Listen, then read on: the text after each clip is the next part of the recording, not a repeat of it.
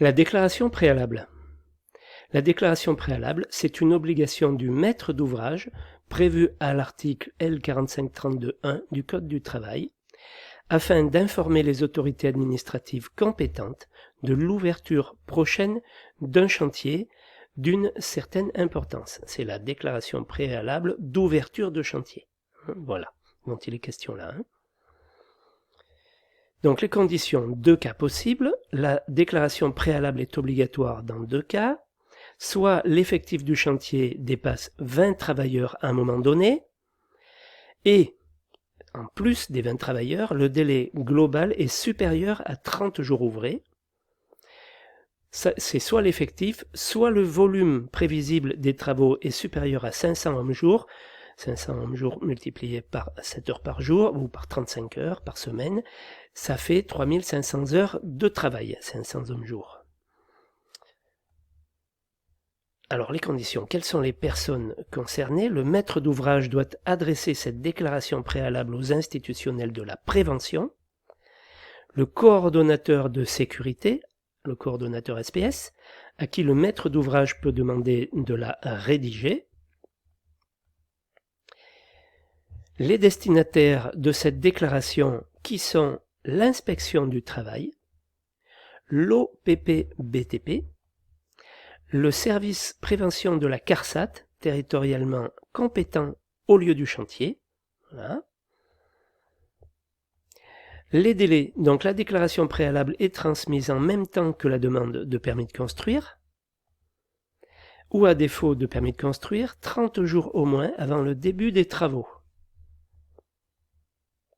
Ce qui concerne les délais, une partie de ces informations doivent être transmises dans les délais susmentionnés, à savoir les autres informations sont optionnelles à la date d'envoi de la déclaration préalable. En ce qui concerne la mise à jour, si la déclaration préalable n'a pas été adressée avec la totalité des informations, les 12 points qu'on va voir après, sa mise à jour fait l'objet d'une rubrique du PGC rédigée par le coordonnateur SPS. Donc, compte tenu de la déclaration préalable, information impérative, date de communication de la déclaration, adresse précise du chantier, nom et adresse du maître d'ouvrage.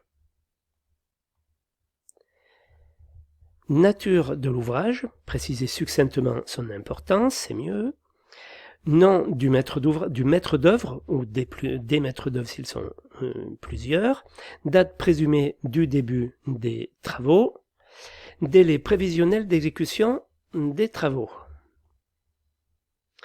Alors, en option, la déclaration peut indiquer les noms et adresses du ou des coordonnateurs SPS, les noms et adresses du ou des titulaires des marchés de travaux ou les contrats désignés. Les entreprises ne sont pas toujours connues à la date de la demande du permis de construire. C'est pour ça que c'est optionnel. En principe, le coordonnateur SPS est connu, mais s'il n'était pas connu, donc on le signalerait par la suite. Voilà. Pour les entreprises, c'est pareil. On ne peut pas le définir au moment du projet, donc ça viendra après.